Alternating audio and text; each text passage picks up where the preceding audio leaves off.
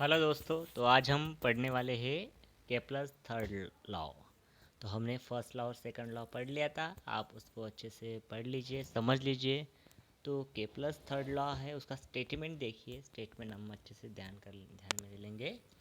The square of the period of revolution of a planet around the sun is directly proportional to the cube of the mean distance of the planet from the sun। बिल्कुल easy है। आप ये formula थोड़ा सा ध्यान में रखिए।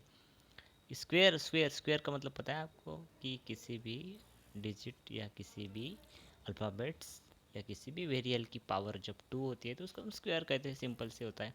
तो square of period of revolution, तो पीरियड ऑफ रिवॉल्यूशन मतलब टाइम से रिलेटेड, तो हमने सिंबल ले लिया टी स्क्वायर ठीक है, ऑफ अ प्लैनेट। तो time period of revolution that is the period of revolution of a planet around the sun. किसके अराउंड में घूमेगा? वो सन के। उसका जो टाइम लगता है उसको घूमने के लिए, उसका स्क्वायर इज डायरेक्टली प्रोपोर्शनल। तो यहाँ साइन लिखा है डायरेक्टली प्रोपोर्शनल। जब हम 1/बाय लिखते हैं किसी भी इसको, तो हम इन्वर्सली लिखते हैं। वैसे डायरेक्टली प्रोपोर्शनल लिखा है, directly proportional cube two the cube of the cube. Cube मतलब किसी भी वेरिएबल को या नंबर को पावर 3 होना, इंडेक्स 3 होना, तो उसको क्यूब बोलते हैं। Cube of the mean distance, cube R cube लिखा है, R cube. Mean distance, mean का मतलब एवरेज होता है। Mean distance of the planet from the sun, किससे किसके है, और एक बार पढ़ लेते चलो। The square of the period of revolution of the planet, तो क्या लिया हमने? टी लिया है यहाँ पे। तो स्क्वायर है उसका, टी का स्क्वायर है, दिखाई दे रहा है आपको। Directly proportional to the cube of the mean distance. R क्या है? डिस्टेंस। देखिए यार इस डायग्राम में दिखाई देगा। एस मतलब सन है और पी मतलब यहाँ पे प्लैनेट है, और ऐसे घूमेगा वो प्लैनेट सन के अराउंड में। और उन दोनों के बीच का डिस्टेंस है आर।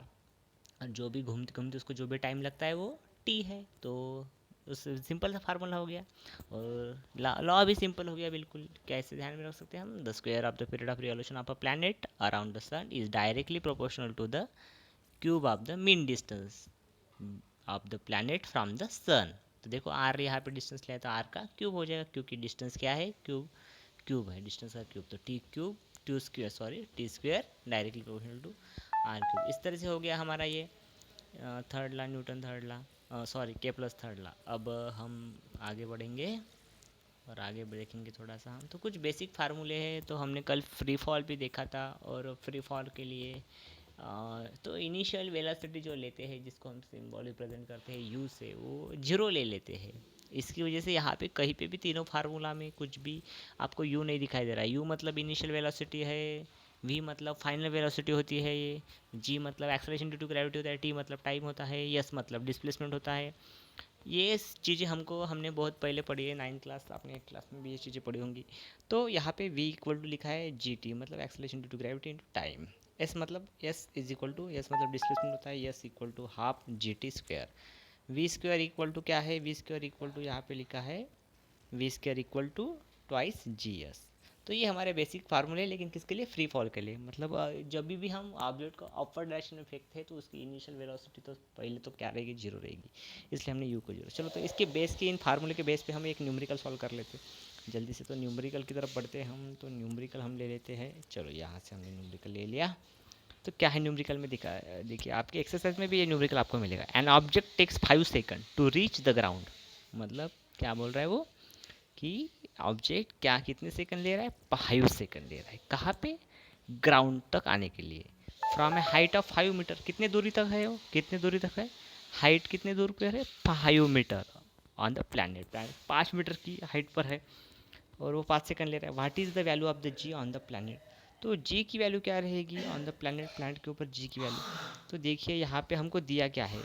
डिस्प्लेसमेंट दिया है, मतलब 5 मीटर की दूरी है, इसका मतलब क्या है? वो चीज़ डिस्प्लेसमेंट है यहाँ पे 5 मीटर। और क्या दिया है हमको? तो और हमको चीज़ दी है 5 second, that mean it's a time. Yes, so you have to use the formula that is S equal to half G T square. देखिए यहाँ पे डिस्प्लेसमेंट एस दिया है, टी टाइम दिया है हमको, और बच गया सिर्फ जी। तो इस तरह से हम यूज़ करेंगे formula S equal to half G T square. तो यस कितना है? 5 मीटर, मतलब डिस्प्लेसमेंट 5 मीटर।